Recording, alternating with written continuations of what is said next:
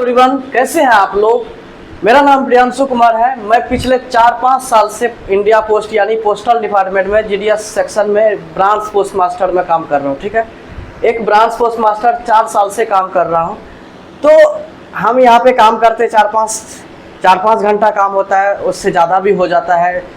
4-5 घंटा नॉर्मली काम होता है। तो उसके काम के अलावा हमें क्या करना पड़ता है, ठीक है, तो काम के अलावा हमें पढ़ना रहता है। ये ऐसा ज़रूरी नहीं कि सबको पढ़ना पड़ता है, लेकिन हमारा एक लक्ष्य है कि हमें सिविल सर्विस का एग्ज़ाम देना है, चाहे जो हो उसका आउटपुट क्या हो, रिजल्ट क्या हो, लेकिन देना है। तो उसके लिए कुछ तैयारी होता है, बुक्स होता है। तो हमारा एजुकेशन सीबीएसई बोर्ड से था, 10th 12th ये सब 6 से लेकर 12 तक सीबीएसई बोर्ड से रहा। एनसीईआरटी पढ़ने का मौका मिला 6 से लेकर 12 तक।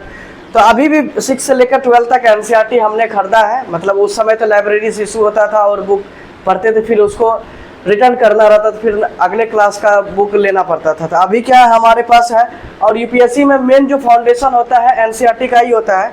तो हमारे पास एनसीईआरटी का बुक है। अभी आपको ये बताना चाह रहे हैं कि हमारे काम के अलावा हम जो काम करते हैं, काम के साथ साथ आप यूपीएससी की तैयारी कैसे कर सकते हैं, क्या क्या करना चाहिए, कौन कौन सा बुक खरीदना पड़ेगा। तो हमारे पास फ़िलहाल एनसीईआरटी का बुक है, जो कि हम एक सेट ही खरीद लिए थे। 35 बुक्स था और कुछ एक्स्ट्रा बुक खरीदे थे, जैसे कि कुछ एक्स्ट्रा बुक्स भी खरीदे जो कि बाद में आपको बता देंगे। फिलहाल हम जितना एनसीईआरटी हमारे पास है वो एनसीईआरटी के बारे में बता रहे हैं। वहाँ पे देखिए एनसीईआरटी हमारा रखा हुआ है, ठीक है, यहाँ पे देखिए पूरा एनसीईआरटी यहाँ पे रखा हुआ है। तो उसको आपको दिखा रहे हैं कौन कौन सा बुक है और हमारा पढ़ने का स्ट्रेटजी क्या है। हम यहीं पे पढ़ते हैं, ठीक है, और खास करके रिवीजन करना पड़ता है, क्योंकि हमारा वो पढ़ा हुआ है, रिवीजन करना पड़ता है, कुछ याद करना पड़ता है। कुछ लेक्चर्स अवेलेबल होता है यूट्यूब पे, जैसे मैग्नेट ब्रेन्स एक चैनल है यूट्यूब चैनल, उस पर हम थोड़ा हेल्प ले लेते हैं उस चैनल का। और तो हमारे पास जितना भी एनसीईआरटी है अभी हम उसको पढ़ते हैं, थोड़ा नोट्स बनाते हैं। तभी एनसीईआरटी आपको बताते हैं कि क्या है नहीं है, आपको एनसीईआरटी खरीदना चाहिए कि नहीं खरीदना चाहिए, ठीक है। इस तरह से देख सकते हैं हमारा सारा एनसीईआरटी का बुक यहाँ रखा हुआ है पूरा। और वहाँ पे हमारा कुछ ग्रेजुएशंस का बुक है और CHSL का बुक है, जो कि कुछ दिन पहले ही खरीदे थे। तो यहाँ पे सारा देखिए एनसीईआरटी ही है। अब उसको एक एक करके हम आपको दिखा रहे हैं कि कौन कौन सा बुक है, ठीक है। 6 से लेकर 12 तक एक्चुअली है। आपको थोड़ा सा जूम करके भी दिखा रहे हैं। ये देखिए, दूर से देखने से लगता है कि बहुत कम बुक है। साथ में बोले थे ना हमारे पास एक्स्ट्रा बुक भी है। देखिए एम लक्ष्मीकांत का इंडियन पॉलिटी भी है। तो अभी उसको एक एक करके दिखाते हैं, टाइम वेस्ट नहीं करेंगे। ये वीडियो थोड़ा लॉन्ग हो सकता है, आप प्लीज़ देखिएगा, ठीक है। देखने के बाद कुछ समझ आएगा कि आपको लेना चाहिए बुक कि नहीं लेना चाहिए, पढ़ना चाहिए कि नहीं पढ़ना चाहिए। हमारे पास यहाँ पे देखिए पहला बुक है जिसका नाम है इंट्रोडक्टरी माइक्रो इकोनॉमिक्स, जो कि 12th क्लास का है, ठीक है, यानी इकोनॉमिक्स है।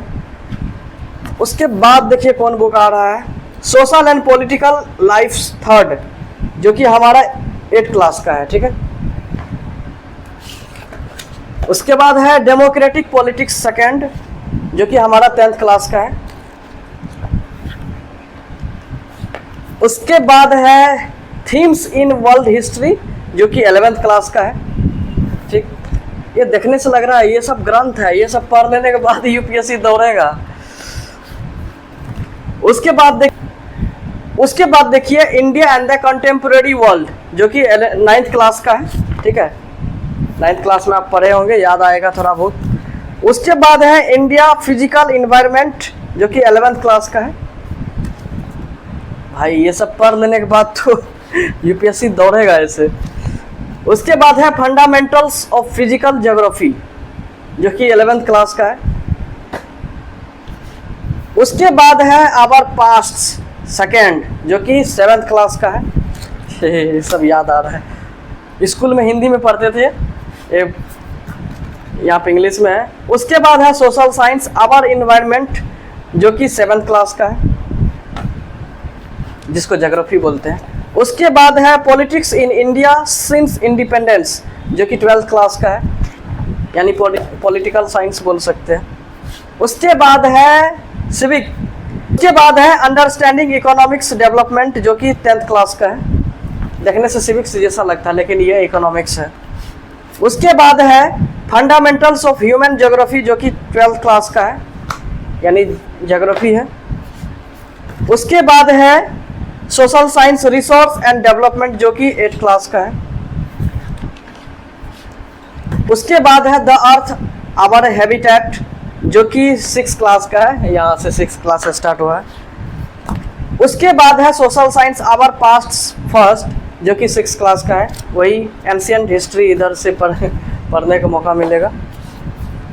उसके बाद है आवर पास्ट थर्ड जो कि 8 क्लास का है, ठीक है, हमारा पास्ट।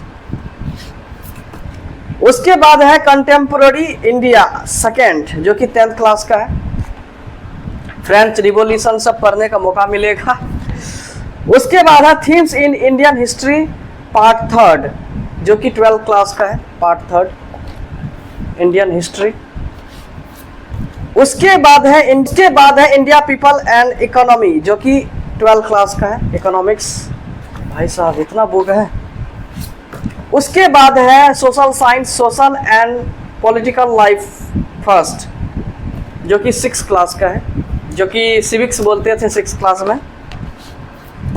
उसके बाद है कंटेम्पोररी वर्ल्ड पॉलिटिक्स जो कि 12th क्लास का है। भाई साहब उसके बाद है themes in Indian history part 1 जो कि 12th क्लास का है। उसके बाद है इंट्रोडक्टरी माइक्रो इकोनॉमिक्स जो कि 12th क्लास का है, ये भी इकोनॉमिक्स ही है।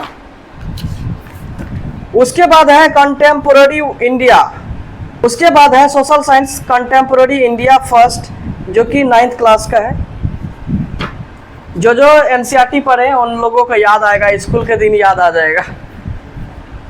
उसके बाद है इंडियन सोसाइटी जो कि 12th क्लास का है, इंडियन सोसाइटी यानी हिस्ट्री। उसके बाद है social science social and political life second जो कि 7th क्लास का है। उसके बाद है इकोनॉमिक्स जो कि 9th क्लास का है। अभी तक ये चेहरा याद आ रहा है, 9th में जो पढ़ते थे वहाँ पे हिंदी में था, ये इंग्लिश में। हमारे स्कूल में जो हिस्ट्री ज्योग्राफी था, सोशल स्टडी जो हिंदी में पढ़ाई हुआ था, ठीक है, लेकिन सारा बुक इंग्लिश में था और सब जितना बुक था।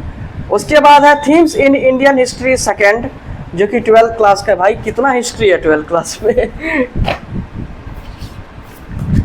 उसके बाद है देखियो हमारा 11th 12th तो साइंस से था, फिजिक्स केमिस्ट्री बायोलॉजी था, इसलिए हिस्ट्री के बारे में नहीं उतना मालूम है 11th 12th में क्या था, अभी पढ़ना पड़ रहा है यूपीएससी के लिए। उसके बाद देखिए डेमोक्रेटिक पॉलिटिक्स फर्स्ट जो कि 9th क्लास का है, पॉलिटिकल साइंस बोल सकते हैं। उसके बाद है social change and development in India जो कि 12th क्लास का है, सोशल चेंज देख सकते हैं भाई साहब। उसके बाद है इंडियन कॉन्स्टिट्यूशन एट वर्क जो कि 11th क्लास का। इस बुक को 2 बार अभी तक मैं पढ़ चुका है, ठीक है, इंडियन कॉन्स्टिट्यूशन, उसी पे बेस्ड है इंडियन पॉलिटी एम लक्ष्मीकांत का। पढ़ने के बाद एम लक्ष्मीकांत का बुक अच्छे से समझ आने लगेगा। उसके बाद है statics for economics 11th class. उसके बाद है Indian economics development class 11th। Economics history तो छा गया। उसके बाद है इंट्रोड्यूसिंग सोशियोलॉजी जो कि 11th क्लास का है, मतलब सोशियोलॉजी। आई थिंक एक ही बुक है का, नहीं और भी है। उसके बाद है अंडरस्टैंडिंग सोसाइटी जो कि 11th क्लास का है, जो कि ये भी बुक पढ़ चुके हैं हम। उसके बाद है पॉलिटिकल थ्योरी जो कि 11th क्लास का है, ये भी हम पढ़ चुके हैं, ठीक है। 3 बुक अभी तक मैं पढ़ चुके हैं और भी बुक पढ़ना बाकी है। टोटल आई थिंक 35 बुक हो गया है। ये 35 बुक कम से कम पढ़ना रहता है यूपीएससी के लिए। जब आप यूपीएससी का एग्ज़ाम देने जाएंगे तो कम से कम इतना औकात तो रहना चाहिए, पढ़ के जाना पड़ेगा, नहीं तो पता चला हवा में उड़ेगा।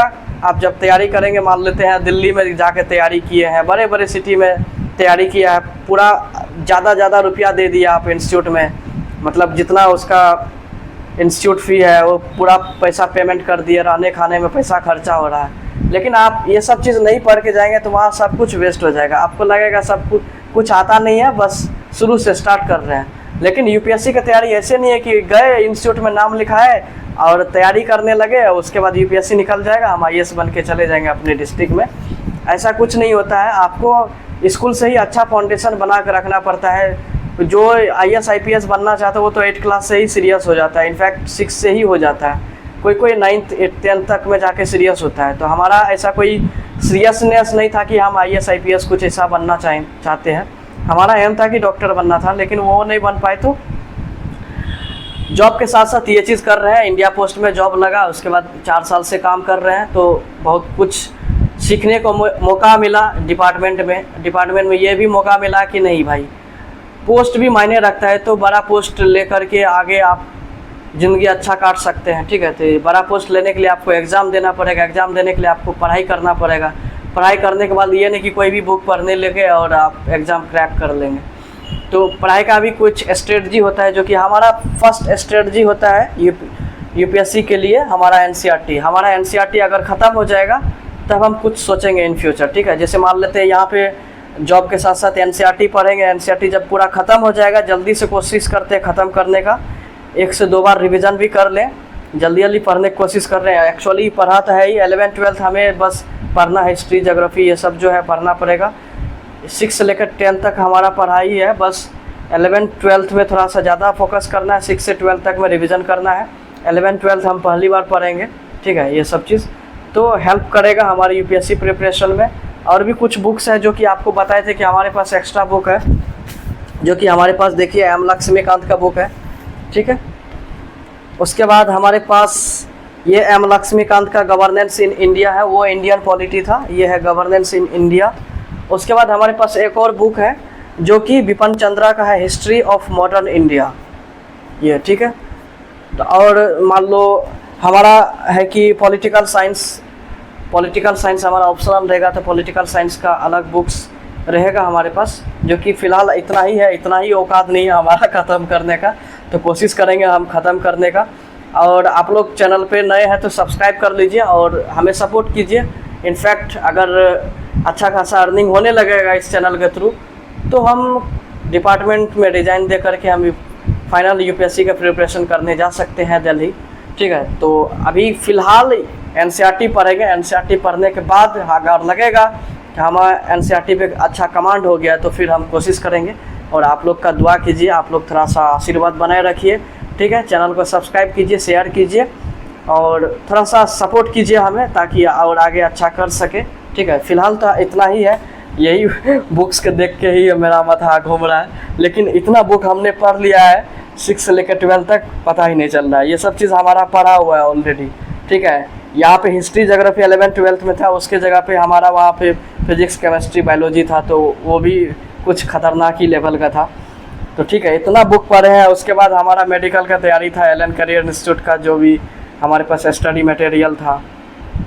और उसके बाद वहाँ पे देखिए हिस्ट्री का है, मतलब पहले हम सोच रहे थे हिस्ट्री का ये करें ऑप्शनल रखें, फिर मन में अभी सोच रहे हैं कि पॉलिटिकल साइंस ऑप्शनल रखें, तो वो हिस्ट्री का बुक रखल है। और कुछ बुक्स वहाँ पे CHSL का है, जो कि combined higher secondary level SSC CHSL का फॉर्म फिलअप किए हैं, वो एग्ज़ाम देंगे। क्योंकि SSC में क्या होता है, मैथ्स रीजनिंग पूछते हैं और जनरल नॉलेज पूछते हैं, जो कि हेल्प करेगा हमारा यूपीएससी के प्रिपरेशन में। तो इसीलिए हम SSC का भी तैयारी कर रहे हैं। ऐसा नहीं कि कोई बोलेगा SSC की तैयारी कर रहे तो यूपीएससी कैसे होगा, या यूपीएससी की तैयारी कर रहे तो SSC कैसे होगा। क्योंकि देखिए यूपीएससी में CSET होता है, CSET में आपका मैथ्स रीजनिंग ये सब पूछेगा, ठीक है। अगर आप CSET क्लियर नहीं कर पाएंगे तो आप कुछ नहीं कर पाएंगे, इसीलिए CSET क्लियर करने के लिए मैथ्स रीजनिंग पढ़ना ही पड़ेगा। तो वही हेल्प मिल जाएगा SSC CHSL में या CGL में, ठीक है, जो हो जाएगा लाइफ में। फ़िलहाल तो NCERT पढ़ना है और देखते हैं क्या होता है। चैनल को सब्सक्राइब कर लीजिए, शेयर कीजिए। मिलते हैं नेक्स्ट वीडियो में, bye, okay. Wishing you all the best. अगर कोई हमारे जो फ्रेंड्स है, सीनियर है, जूनियर है, जो भी है, या हमारे कलीग है, अगर वो यूपीएससी का एग्ज़ाम देना चाह रहा है या देने वाला है, तो उसको कॉन्ग्रेचुलेसन, ऑल द बेस्ट हमारे तरफ से। जो यूपीएससी ऑलरेडी क्रैक कर चुके हैं, इंटरव्यू के लिए जा रहे हैं या मेंस में बैठेंगे, ठीक है, उन लोगों के लिए कॉन्ग्रेचुलेसन, ऑल द बेस्ट, ठीक है। मस्ती में पढ़ते रहिए, डिप्रेशन को दूर भगाइए। डिप्रेशन में पढ़ाई नहीं होता है, पूरा चिल होकर के पढ़ना होगा, पूरा पॉजिटिव एनर्जी के साथ, ठीक है। ओके।